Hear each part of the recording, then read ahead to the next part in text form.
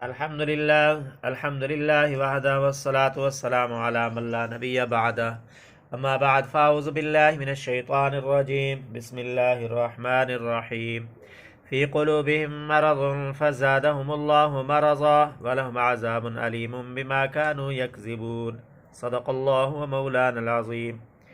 آج ہم اپنے درس قرآن کا آغاز سورۃ بقرہ کی آیت نمبر 10 سے کر رہے ہیں۔ فرمایا فی قلوبہم مرض، ان کے دلوں میں روگ ہے، فزادہم اللہ مرضا، چنانچہ اللہ نے ان کے روگ میں اور اضافہ کر دیا ہے، ولہم عذاب علیم بما كانوا یکذبون، اور ان کے لیے دردناک سزا تیار ہے کیونکہ وہ جھوٹ بولا کرتے تھے۔ یعنی یہ وہی بات ہے جو پیچھے آیت نمبر 7 میں کہی گئی تھی۔ شروع میں انہوں نے اپنے اختیار سے اس گمراہی کو اپنایا اور اس پر اڑ گئے، یہ ان کے دل کی بیماری تھی۔ پھر ان کے ضد کے نتیجے میں اللہ تعالیٰ نے ان کی بیماری کو اور بڑھا دیا کہ اب انہیں واقعی ایمان لانے کی توفیق نہیں ہوگی۔ اور دوسری بات یہ سمجھ لیں، منافقین کے دو طبقے ہوتے ہیں، ایک نفاق اعتقادی اور دوسرا نفاق عملی۔ اعتقادی منافق وہ ہوتا ہے جو دل سے بالکل تسلیم نہیں کرتا، یعنی اس کے دل میں بالکل ایمان نہیں ہوتا، لوگوں کو دھوکہ دینے کے لیے کہتا ہے کہ میں مومن ہوں۔ یہ منافق کافر اور مشرک سے بھی بدتر اور خطرناک ہوتا ہے جو منافق ہوتا ہے، اس لیے اس کی سزا بھی سب سے زیادہ سخت ہوگی۔ اللہ تعالیٰ فرماتے ہیں ان المنافقین فی الدرک الاسفل من النار، بے شک منافق دوزخ کے سب سے نچلے طبقے میں ہوں گے، جو سب سے زیادہ سزا والا طبقہ ہے۔ دوسرا نفاق عملی ہے۔ عملی منافق اسے کہتے ہیں کہ اس کے دل میں ایمان موجود ہوتا ہے مگر عمل منافقوں والے کرتا ہے۔ حضرت صلی اللہ علیہ وسلم نے عملی نفاق کی 4 علامتیں بیان فرمائی ہیں۔ جس شخص میں ایک علامت ہوگی وہ ایک درجے کا منافق ہوگا، جس میں 2 علامتیں ہوں گی وہ دوسرے درجے کا منافق ہوگا، جس میں 3 علامتیں پائی گئیں وہ 3 درجوں کا منافق ہوگا، اور جس میں 4 علامتیں پائی گئیں کان منافقا خالصا، وہ پکا منافق ہے۔ ہمیں خالی ذہن ہو کر ٹھنڈے دل سے سوچنا چاہیے کہ کہیں ان میں سے کوئی علامت ہمارے اندر تو نہیں ہے، اگر ہے تو بہت بری بات ہے۔ وہ علامتیں کیا ہیں؟ فرمایا منافقین کی پہلی نشانی اذا حدث کذب، جب بات کرتا ہے تو جھوٹ بولتا ہے، یہ منافق کی پہلی علامت ہے۔ جھوٹ کسے کہتے ہیں؟ ہر وہ بات جو واقعہ کے خلاف ہو، شریعت اسے جھوٹ کہتی ہے۔ اب ہمیں اپنے گریبانوں میں جھانک کر دیکھنا چاہیے کہ ہم نے کبھی زندگی میں جھوٹ تو نہیں بولا، اگر بولا ہے تو ہمیں اپنے آپ کو ایک درجے کا منافق سمجھنا چاہیے، توبہ کرنا چاہیے اور یہ چھوڑ دینا چاہیے، کیونکہ حضرت صلی اللہ علیہ وسلم کا فرمان بالکل حق اور سچ ہے۔ ابو داؤد شریف میں روایت ہے کہ حضرت صلی اللہ علیہ وسلم ایک جگہ تشریف لے جا رہے تھے کہ حضرت اسماء بنت یزید رضی اللہ عنہ بڑے بلند پائے کی صحابیہ ہیں، ان کا بچہ بچوں میں کھیل رہا تھا، ان کو اپنے بچے سے کوئی کام تھا، اس کو بلایا وہ نہ آیا۔ بچوں کو کھیل پیارا ہوتا ہے، بار بار بلانے کے باوجود جب نہ آیا تو انہوں نے کہا کہ آؤ میں تمہیں کوئی چیز دوں گی۔ یہ بچے کو لالچ دیا، وہ بچہ آ گیا۔ حضرت صلی اللہ علیہ وسلم کھڑے ہو گئے کہ بچے کو کوئی چیز دیتی ہے کہ نہیں؟ پھر فرمایا اس کو کوئی چیز دے تاکہ تو جھوٹ سے نکل جائے، اگر نہیں دے گی تو یہ تیرا جھوٹ ہوگا۔ یہ مسئلہ اچھی طرح یاد رکھنا چاہیے، خصوصاً عورتوں کو یہ بچوں کو لالچ دیتی ہیں مگر دیتی کچھ بھی نہیں ہے۔ اسی طرح کسان جو مالدار ہوتے ہیں وہ کسی جانور کو بلاتے ہیں تو پھر کوئی گھاس کا یا کسی چیز کا اشارہ دے کر پھر وہ اس کو دیتے نہیں ہیں، کھلاتے نہیں ہیں، تو یہ جھوٹ ہے۔ اور چیز بھی جس سے بچہ مطمئن ہو، ریت مٹی نہ ہو، اس طرح کوئی نہ کوئی چیز ان کو دینی چاہیے۔ بہرحال اس طرح جھوٹ سے نہیں نکلو گے۔ ہماری حالت تو یہ ہے کہ جھوٹ بول بول کر جھوٹ سے نفرت ہی ختم ہو گئی، اور ہیں ہم پکے مومن۔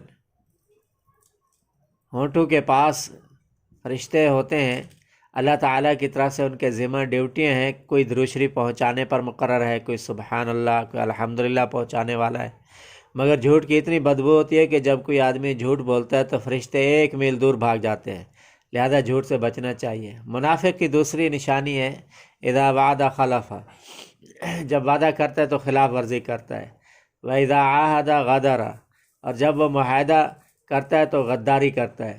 وعدہ اور معاہدہ میں فرق ہے، جب کسی سے انفرادی طور پر وعدہ ہو تو وعدہ کہلاتا ہے، اور جماعتی شکل میں ہو یا قومی شکل میں ہو یا حکومتی سطح پر کسی سے کوئی بات طے کی جائے تو اس کو معاہدہ کہتے ہیں۔ وعدے اور معاہدے کی خلاف ورزی کرنا یہ بھی منافق کی علامت ہے۔ آج اس وقت دنیا میں جتنی بھی حکومتیں ہیں ساری اس مد میں ہیں، الا ماشاء اللہ کہ ان کا ظاہر کچھ اور باطن کچھ ہے۔ حالانکہ قرآن کریم میں آتا ہے ان العہد کان مسئولا، وعدے کے بارے میں سوال ہوگا، لہٰذا وعدہ کسی سے کرو تو سوچ سمجھ کر کرو کہ میں اس کو پورا بھی کر سکوں گا کہ نہیں۔ اگر پورا نہیں کر سکتے تو وعدہ کرو ہی نہ، اور اگر کسی سے وعدہ کر لیا ہے تو اسے پورا کرو۔ البتہ ایک صورت یہ بھی ہے کہ جس وقت وعدہ کیا تھا اس وقت نیت اور ارادہ اس کو پورا کرنے کا تھا، مگر بعد میں کوئی عارضہ پیش آ گیا ہے تو وہ الگ بات ہے۔ منافق کی تیسری نشانی ہے اذا اؤتمن خان، جب اس کے پاس امانت رکھی جائے تو خیانت کرتا ہے۔ پھر امانت کی کئی قسمیں ہیں، علم بھی امانت ہے، اور علمی خیانت یہ ہے کہ لوگوں کو صحیح بات نہیں بتاتا، غلط باتیں بتاتا ہے۔ مشورہ بھی امانت ہے، اور مشورے میں خیانت یہ ہے کہ جب کوئی شخص تمہارے سے مشورہ طلب کرتا ہے تو تم اسے صحیح مشورہ نہیں دیتے، غلط رائے دیتے ہو۔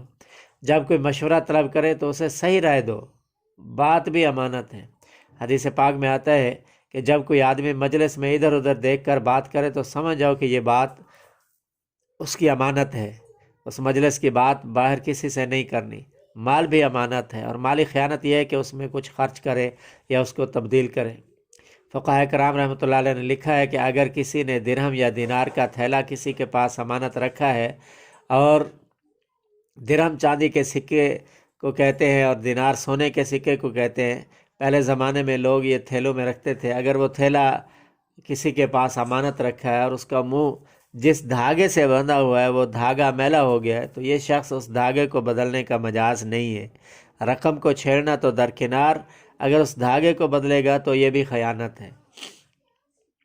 منافق کی چوتھی نشان یہ ہے کہ اذا خاصم فاجر، جب کسی سے جھگڑا کرتا ہے تو گالیاں دیتا ہے۔ یاد رکھنا آج کے معاشرے میں ہم نے تو منافق کو بھی پیچھے چھوڑ دیا ہے، کیونکہ وہ تو جب لڑتا ہے تو گالیاں دیتا ہے، اور ہم تو ہنسی مذاق میں گالیاں دیتے ہیں۔ جس طرح پہلے نیک لوگوں کی زبان سے سبحان اللہ نکلتا تھا، اس طرح ہماری زبان سے نعوذ باللہ گالیاں نکلتی ہیں، چھوٹوں کو، بڑوں کو، یہاں تک کہ گدھوں اور مرغیوں کو بھی گالیاں دیتے ہیں۔ تو آپ صلی اللہ علیہ وسلم نے منافق کی یہ 4 نشانیاں بیان فرمائی ہیں۔ اگر کسی بدبخت میں یہ چاروں علامتیں پائی جاتی ہیں تو وہ پکا منافق ہے۔ اللہ تعالیٰ نے قرآن کریم میں منافق کی اور بھی کچھ علامتیں بیان فرمائی ہیں۔ اذا قاموا الی الصلاۃ قاموا کسالی، جب نماز کے لیے کھڑے ہوتے ہیں تو سستی کرتے ہیں۔ لہذا اگر کوئی شخص نماز کے لیے کھڑا ہونے میں سستی کرتا ہے تو سمجھ لینا چاہیے کہ اس میں نفاق کی علامت ہے۔ اور یہ بھی فرمایا کہ ولا یذکرون اللہ الا قلیلا، منافق اللہ تعالیٰ کا ذکر بہت کم کرتے ہیں، ناولوں کے پیچھے پڑے رہیں گے، کھیلوں میں مشغول رہیں گے، یعنی اور سارے کام ہوں گے مگر اللہ تعالیٰ کے ذکر کے وقت نہیں ہوتا۔ یہ منافق کی موٹی موٹی علامتیں ہیں۔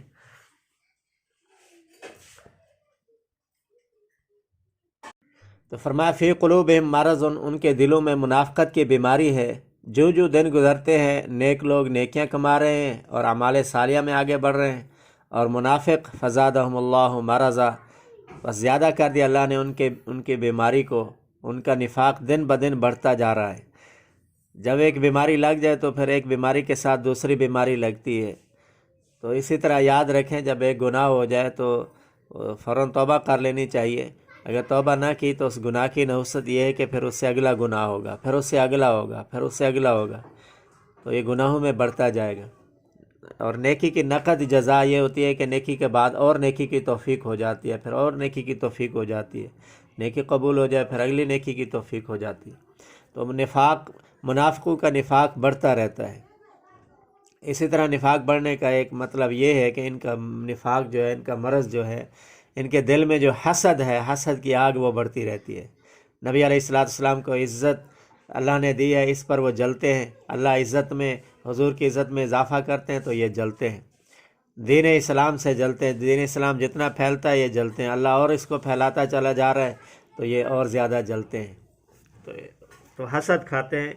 تو اس سے جو ہے نا یہ مرض اللہ تعالیٰ ان کا بڑھاتا رہتا ہے۔ قرآن نازل ہوتا ہے، قرآن کی صورتیں نازل ہوتی ہیں تو اس پر یہ جلتے تھے، تو اللہ اور قرآن نازل کرتا جا رہا تھا تو یہ اور زیادہ ان کا یہ مرض بڑھتا گیا، تو فزادہم اللہ مرضا، پس زیادہ کر دیا اللہ تعالیٰ نے ان کی بیماری کو، ان کا نفاق دن بدن بڑھتا جا رہا ہے۔ وَلَهُمْ عَذَابٌ علیم، اور ان کے لیے عذاب ہوگا دردناک، سب سے زیادہ عذاب منافقوں کے لیے ہے۔